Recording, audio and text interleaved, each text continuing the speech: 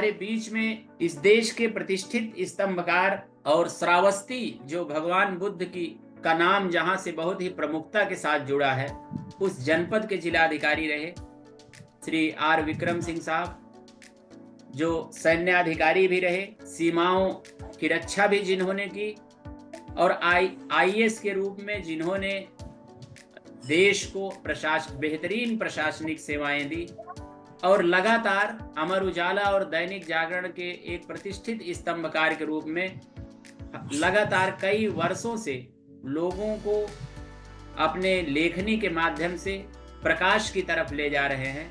मैं ऐसे श्री राघवेंद्र विक्रम सिंह साहब से आग्रह करूंगा कि वो आएं और आज का जैसा विषय है भारत राष्ट्र के व्यक्तित्व पर गौतम बुद्ध का प्रभाव, उस पर अपना प्रकाश डालें। श्री राघवेंद्र विक्रम सिंह जी। नमस्कार शिवेंद्र। महेंद्र भाई साहब को हमारा करबद्ध प्रणाम, नमस्कार, और सभी समस्त श्रोतागण जो यहाँ पर उपस्थित हैं। भगवान बुद्ध का जो समय काल था, जन्म का समय, उस समय एक धार्मिक सामाजिक अराजकता की स्थितियां बनी हुई थी देश में। वेद थे, वेदों का पठन पाठन था, आश्रम थे, युद्ध थे, अव्यवस्था थी, वर्णों का शोषण था, वर्णवादी व्यवस्थाएं थी, भांति भांति के जातियां समाज मिश्रण हो रहे थे, सम्मिश्रण हो रहे थे, आ रहे थे, मिल रहे थे, कुछ बाहर से आ रहे थे, कुछ यहीं के थे। तो भांति भांति का स्वरूप देश में प्रकट हो रहा था, और जो स्थितियां थी देश में, उसको हम चाहे तो इस तरीके से भी डिफाइन कर लें कि वेद तो थे समाज को होल्ड करने वाले, धर्म को होल्ड करने वाले, मेरुदंड के समान, लेकिन वेदों की दुर्हता एक समस्या खड़ी कर रही। वेदों को समझ पाना कठिन हो रहा था लोगों को। यहाँ तक कि कुछ वेदों की ऋचाएं लिखने वाले जो हमारे ऋषि लोग भी थे, वो भी इस संबंध में अपने विचार व्यक्त करने लगे थे कि भाई वेदों को समझा पाना बहुत मुश्किल हो रहा है, कठिन हो रहा है।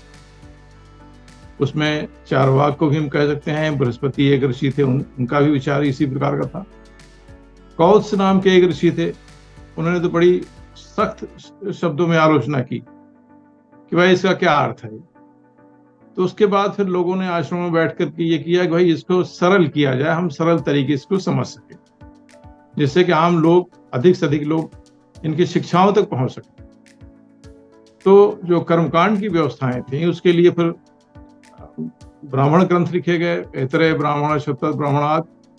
उसके बाद ये क्रम आगे चला तो आरण्यक लिखे गए, और उसी में ही फिर आगे उपनिषद लिखे गए। उपनिषद का अर्थ जैसा कि हम जानते हैं कि अध्यापक शिष्य को कह रहा है कि आओ हमारे समीप बैठो। तो उपनिषदों के माध्यम से भारत में एक महान धार्मिक क्रांति का प्रारंभ होता है, और उपनिषदों के ही माध्यम से जो क्रांतियों का प्रारंभ होता है, उसी क्रम में हम भगवान बुद्ध को भी देखते हैं। तो उसी तरीके से जब उपनिषदों का काल प्रारंभ होता है, तो भगवान बुद्ध के समय में उपनिषद लिखे जा रहे हैं। मतलब इस समस्या के समाधान का प्रयास हो रहा था। जो भी हमारे जो है धार्मिक सनातन धर्मी थे या वैदिक धर्म के लोग थे, वो उसके लिए प्रयास कर रहे थे, उस समस्या के प्रति सजग थे। तो उपनिषदों के माध्यम से, अब उपनिषदों में भांति भांति के दर्शनों का प्रस्फुटीकरण हुआ हमारे धार्मिक परिदृश्य पर। उसमें से एक उपनिषद था कपिल मुनि का लिखा हुआ सांख्य दर्शन। आप देखेंगे तो सांख्य दर्शन एक इस प्रकार का दर्शन है जो कि कार्य कारण संबंध के ऊपर आधारित है, जो पुरुष और प्रकृति की बात करता है कि कोई जो कुछ भी संसार में हो रहा अकारण नहीं, बिना कारण के नहीं। तो इस कार्य कारण सिद्धांत के लिहाज से हम ये पाते हैं कि इसमें ईश्वर की आवश्यकता मिनिमल है। ऐसा लगता है कि ईश्वर न भी हो तो भी समाज चल सकता है, देश चल सकता है, व्यवस्था चल सकती है, संसार चल सकता है, प्रकृति चल सकती है, प्रकृति चला रही है, और पुरुष जो है आत्मा है, उसका संचालक है। तो ये सांख्य का दर्शन जो हमारे धर्म का है, सांख्य दर्शन कपिल मुनि का, ये इससे निकल करके जो विचार बनता है वो बहुत हद तक, बहुत सीमा तक हमारे बौद्ध धर्म की, बौद्ध पंथ की, हम धर्म नहीं कहेंगे, हम पंथ की एक आधारभूमि बनाते हैं। इसलिए हम देखते हैं कि ईश्वर के बारे में, ईश्वर के विचार के बारे में भगवान बुद्ध साइलेंट हैं, ज्यादा कुछ उसकी चर्चा नहीं करते, संभवतः उसकी चर्चा करते भी नहीं, बगल से होकर के निकल जाते। आत्मा के अस्तित्व के बारे में भी वो कुछ नहीं बोलते, बल्कि उससे इनकार ही करते। तो इसके पीछे और भी कारण है। ऐसा नहीं कि आत्मा नहीं है, हम जानते हैं कि आत्मा है, हम जानते हैं कि ईश्वर, लेकिन उसकी चर्चा करने से आप जिस उद्देश्य को लेकर के चलना चाह रहे हैं, समाज को बेहतर बनाने के लिए, समाज के लोगों को बराबरी के रास्ते पर ले चलने के लिए, उनमें एक समान भावना ले आने के लिए, फिर वो आपकी दिशा भटकने लगे। क्योंकि आप, ईश्वर ने अगर अपने को प्रकट नहीं किया है तो हम ईश्वर के पीछे क्यों पड़े? हम क्यों खोजते रहें कि ईश्वर को, हर चीज में ईश्वर को खोजे? ईश्वर चाहता है तो स्वयं को प्रकट कर। हम ये मान करके चलें कि संसार जिस तरीके से, इस तरीके से ये संसार बेहतर बने, संसार अच्छा बने, हमारे दुखों का निवारण, जो दुख है, जो कष्ट है, जो कि हमें दिख रहे हैं, सामने दिख रहे हैं, तो उनका निवारण कैसे हो, इसका मूल है, इसकी विद्यमानता है और इसके नाश के उपाय हैं, इसका अंत किया जाता है, जिसको कि हम लोग कहते हैं 4 आर्य सत्य। और कारण जो है, कारण तृष्णा, तृष्णा का समाधान हम किस तरीके से निकालें, ये हमारा मार्ग हो सकता है, ये हमारा मार्ग होना चाहिए। हम तृष्णा का परित्याग करें तो इसमें दुख का निरोध होना संभव दिखता है। तो इस तरीके से भगवान बुद्ध ने सरल तरीके से मनुष्य के जीवन को व्यवस्थित करने के लिए, प्रभावित करने के लिहाज से बड़ी बड़ी बातों को छोड़कर के उसके आसपास की चीजों से ही, आसपास के विचारों से ही तर्क के आधार पर समाधान निकालने का प्रयास किया, और सफल प्रयास। उस समय व्यवस्थाएं क्या थी? यज्ञ कीजिए, आप पशुओं की बलियां दीजिए, बहुत बड़े पैमाने पर यज्ञ हो रहे हैं, राजा यज्ञ करवा रहे हैं, राजसूय यज्ञ हो रहे हैं, पशुओं की बलियां हो रही हैं, सब तरफ हिंसा का माहौल है। और यज्ञों के माध्यम से एक पूरी निर्भरता एक समाज की हो जा रही कि यज्ञों पर ही निर्भर ब्राह्मण समाज उस समय। तो एक हिंसा पर निर्भर समाज का स्वरूप बन गया था, जिसके प्रति आम जनता में एवर्शन पैदा हो। भगवान बुद्ध या ये जो विचार आए उस समय, ये जनता की भावनाओं का प्रकटीकरण है। ऐसा नहीं कि वो आकर के ले आए, उन्होंने कोई धर्म ला करके थोप दिया, भाई ये अब इसका पालन किया। उसमें जनता में एक असंतोष का भाव था, आम लोगों में असंतोष का भाव, और ये जात पात की भावनाएं जो बलवती हो रही थी और शोषण का माध्यम बन रही थी, इसके प्रति असंतोष का भाव था। और भांति भांति के समाज थे, 63 या 64 किस्म के यहाँ पर धार्मिक वर्ग बने हुए थे इस देश में। तो एक पूरी तरीके से कंफ्यूज स्थिति थी कि क्या माने क्या न माने, किस रास्ते पर चले, किस पे न चले। हर एक आदमी अपनी दुकान खोले बैठा। तो अब भगवान बुद्ध की सरल शिक्षाओं का असर पड़ना प्रारंभ हो गया और जाति पाति का भाव तिरोहित होने लगा, एक बराबरी की भावना आने लगी। अब आप देखिए, जो भारत के भाग्य को बदलने वाले कार्य थे वो ये थे कि आपके संघ में प्रत्येक जाति के सदस्यों की स्वीकारता है, कोई अंतर नहीं, कोई भी जाकर के संघ में सम्मिलित हो सकता है, एक बराबरी का भाव, जो मीटिंग ज्वाइन कीजिए, किसी भी प्रकार का ऊंच नीच का कोई भाव नहीं। तो ये एक बड़ी बात थी जो कि हमें भगवान बुद्ध के माध्यम से भारत को मिल रही है।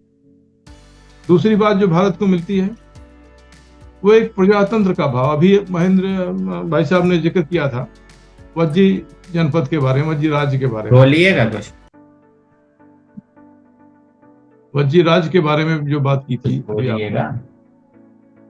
तो उसमें आप ये देखेंगे कि जब अजातशत्रु ने मन बनाया कि हम आक्रमण करने जा रहे हैं मगध के शासक ने, तो भगवान बुद्ध के पास उसने अपना कोई मंत्री भेजा। भगवान बुद्ध मंतव्य समझ गए किस लिए आया हुआ है, इसके बारे में बात करना चाहता। तो उन्होंने अपने शिष्य आनंद से पूछा कि क्या वज्जियों में संघ की व्यवस्था प्रधान है? तो आनंद ने कहा कि हाँ तथागत, संघ की व्यवस्था प्रधान है। क्या वहां के राजा लोग संघ के माध्यम से अपने निर्णय लेते हैं? तो कहा हाँ महाराज, हाँ हाँ तथागत वो निर्णय लेते हैं। अगला सवाल पूछा कि क्या संघ के द्वारा लिए गए निर्णयों का अनुपालन सही तरीके से किया जा रहा है, नैतिकता के रूप की तरीके से किया जा रहा है? तो कहा हाँ, वज्जी इस प्रकार के निर्णय लेते हैं, उसका अनुपालन करा। तब तो वज्जियों को कोई पराजित नहीं कर सकता। तो एक प्रकार से उन्होंने इशारा कर दिया अजात शत्रु की तरफ कि भाई वज्जियों पर आक्रमण मत करना। संघ संगठन उनकी शक्ति का आधार है और वे पराजित नहीं होंगे। वो तो एक अलग कथा है कि अजातशत्रु ने किस तरीके से इस संघ को खंडित करने का प्रयास किया, उसके बाद सफल हुआ, लेकिन उस संघ को खंडित करने के बाद सफल हुआ। तो महात्मा बुद्ध ने जो व्यवस्थाएं दी, जिन व्यवस्थाओं को प्रश्रय दिया, उनमें एक लोकतंत्र, लोगों की एक आम जनता की आवाज, एक आम जनता के द्वारा चुना गया शासन, आम जनता, आम लोगों के द्वारा संचालित शासन, उसकी एक महत्वपूर्ण भूमिका दिखाई दी। और आज जो देश में लोकतंत्र का माहौल है, लोकतंत्र है, आम जनता का शासन है, इसके पीछे भगवान बुद्ध की मुझे एक बड़ी भूमिका दिखती है कि अभी महेंद्र सिंह जी ने जिक्र किया था सम्राट अशोक का। अशोक का चक्र, अशोक की शिक्षाएं हमारे लिए कितना महत्वपूर्ण संदेश लेकर के आए कि एक राजा आम जनता के प्रति कितना डिवोटेड है, कितना मनुष्यों एवं पशुओं, उसकी भाषा में देखिए कि ब्राह्मणों एवं श्रमणों, ब्राह्मण ग्रंथों में तो बहुत बड़े पैमाने पर आपको आलोचनाएं मिलेंगी, भगवान बुद्ध की भी और बौद्धों की भी, लेकिन अशोक के किसी भी अभिलेख में, भगवान बुद्ध के किसी भी कथन में हमेशा उन्होंने जिसको भी संबोधित किया, ब्राह्मणों और श्रमणों को संबोधित किया। कभी भी उन्होंने अपने को इस सनातन परंपरा से अलग अपने को नहीं कहा, न कहीं माना। आप जितने त्रिपिटक हैं इनमें आप छान डालिए, पढ़ डालिए, खोज लीजिए, कहीं पर आपको बौद्ध धर्म या अलग बौद्ध धर्म जैसा कुछ नहीं मिला। वो हमेशा सनातन की ही बात कर भगवान बुद्ध। तो इसी परंपरा को ही लेकर के वो चल, इसी को सुदृढ़ कर रहे हैं, सशक्त कर रहे हैं, मजबूत करते हुए चल। हम देखते हैं कि भगवान बुद्ध के रूप में एक सामाजिक परिवर्तन का एक हमें बहुत बड़ा स्वरूप दिखता है। जैसे कि भगवान बुद्ध एक धार्मिक पुरुष नहीं बल्कि एक समाज शास्त्री हूं, जो समाज के दायित्वों का निर्वहन कर, समाज को जोड़ रहे हों, अलगाव को दूर कर रहे हैं, लोगों के बीच में चल रहे हैं और लोगों के बीच में कहीं भी रुक जा रहे हैं, लोगों को बुला रहे हैं, उनको संबोधित कर रहे हैं, चाहे वो राजा हो, चाहे वो रंक हो, चाहे कोई भी। तो एक समानता का भाव हम देखते हैं इसमें भगवान बुद्ध के चरित्र में, उनके कार्यों में, और इसने नए भारत के निर्माण करने में, उसकी साइकोलॉजी बदलने, मानसिकता को बदलने में बहुत बड़ी भूमिका का निर्वहन किया।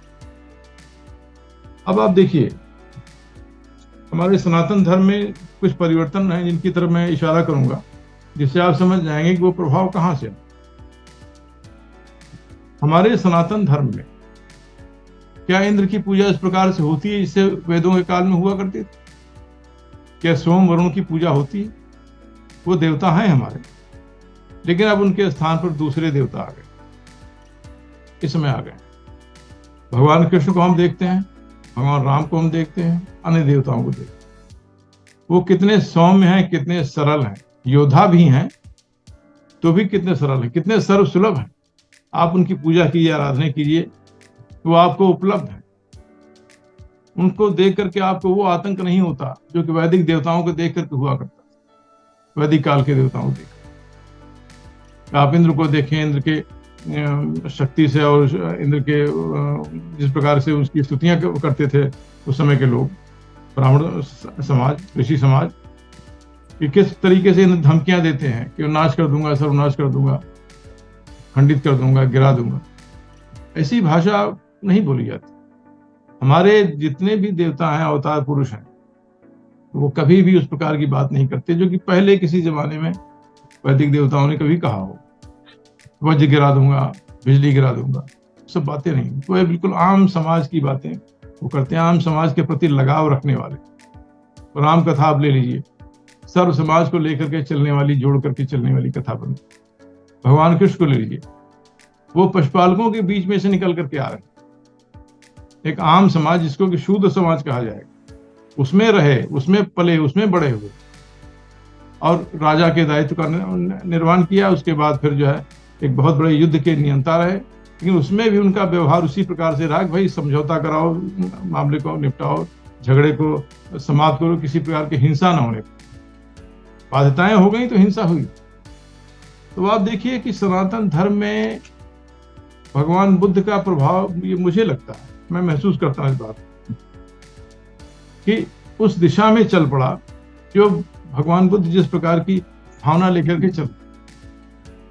आप देखिए जिस समाज में हिंसा बुरी तरह हो रही हो पशुओं के प्रति, बलियां चढ़ रही, वो समाज गौ पूजक कैसे हो गए? गौ माता की पूजा कैसे करने लगे? चलो क्या हो गया? जहां पर कि पशुओं की बलियां, पशुओं में तो हर प्रकार के पशु थे जिनकी बलियां होती थी, घोड़े से लेकर के हर प्रकार के। तो वो समाज गाय को माता मानने लगा, और गाय के बारे में अगर आप कोई बात करें तो समाज हिंसा पर उतर हो गया। अगर गौ माता के विरुद्ध आपने कुछ कह दिया तो किसका प्रभाव है? अहिंसा को इस सीमा तक अपने समाज के कार्यकलापों में ले आना।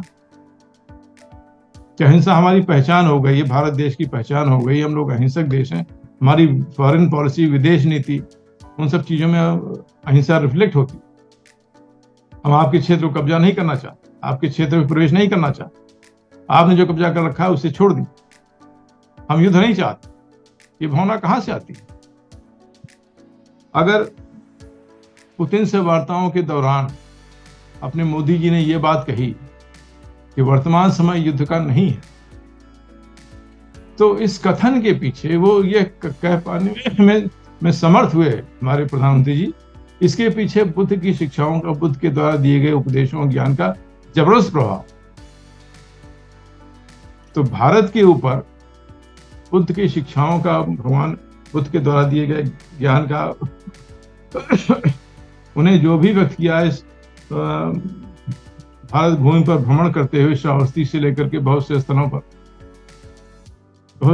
उन्होंने विचार दिए हैं, प्रवचन दिए हैं, वो हमारी आत्माओं में प्रवेश कर चुके हैं, भारत की आत्मा में प्रवेश कर चुके हैं।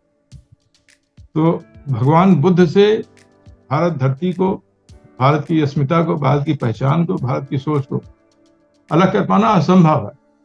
हम लोग बुद्ध के लोग, और हम कभी भी अपने को भगवान बुद्ध से और भगवान बुद्ध को सनातन धर्म से अलग नहीं मानते।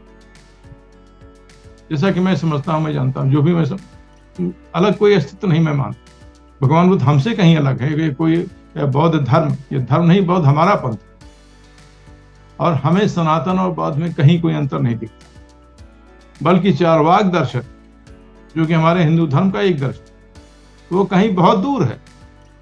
और हमारा जो सांख्य दर्शन से लगा हुआ जो भगवान बुद्ध का विचार, भगवान बुद्ध का दर्शन, वो हमको अति निकट लगता। जो फिलॉसफी के जानकार हैं, जो दर्शन का अध्ययन किए हुए हैं, उन्हें लगता है कि हमारे आचार्य शंकर, आदि शंकराचार्य, जिन्हें हम लोग अक्सर, जहां तक ज्ञान का सवाल है, उन्हें प्रच्छन्न बौद्ध भी कहते हैं, क्योंकि भगवान बुद्ध की शिक्षाओं का जबरदस्त प्रभाव उनके ऊपर, आचार्य शंकर के ऊपर, जिनको कि हम कहते हैं कि भाई उन्होंने हिंदू धर्म को पुनर्जीवित किया। ठीक है, पुनर्जीवित किया, ठीक है, अच्छी बात है, उसमें कोई हमें विरोध नहीं है इस बात से।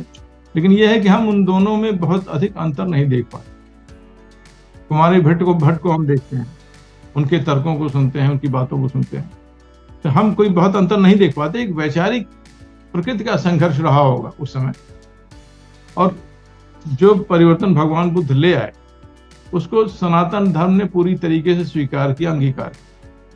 उसमें कहीं पर भी किसी ने कोई आपत्ति नहीं की। समाज जिस तरीके से बदला है भगवान बुद्ध के प्रभाव से, उस पर सनातन धर्म ने कभी भी कोई आपत्ति नहीं की। ये हम सब लोग इसको देख रहे हैं, इस बात को। तो एक महान समाजशास्त्री जिसने समाज की शक्ल बदल दी, चेहरा बदल दिया, और नए समाज के तरीके से लाकर स्थापित किया, सारे समाज को जोड़ने का काम किया, आम लोगों को जोड़ने का काम, भांति भांति की जातियों, समाजों को अपने यहाँ संघ में प्रवेश दे करके एक बराबरी का भाव दिया भगवान बुद्ध ने। ये हमारे समाज के लिए, हमारे देश के लिए बहुत बड़ा योगदान। और योगदान समाप्त नहीं हो गया, ये योगदान चल रहा। ऐसा नहीं है कि आज हम एक चैप्टर क्लोज हो गया उसके बाद कर रहे हैं, ये सारा कुछ चल रहा, लगातार चल रहा। एकता का जो माहौल जो भगवान बुद्ध का दिया हुआ है इस देश में, वो पूरी तरीके से, पूरी शक्ति के साथ अपनी विजय दुंदुभी बचाता हुआ बड़ी तेजी से आगे चल रहा है। उन्हीं शब्दों के साथ मैं अपनी बात समाप्त करना चाहता हूँ। आपने हमें अपनी बात रखने का अवसर दिया, आपको बहुत बहुत धन्यवाद।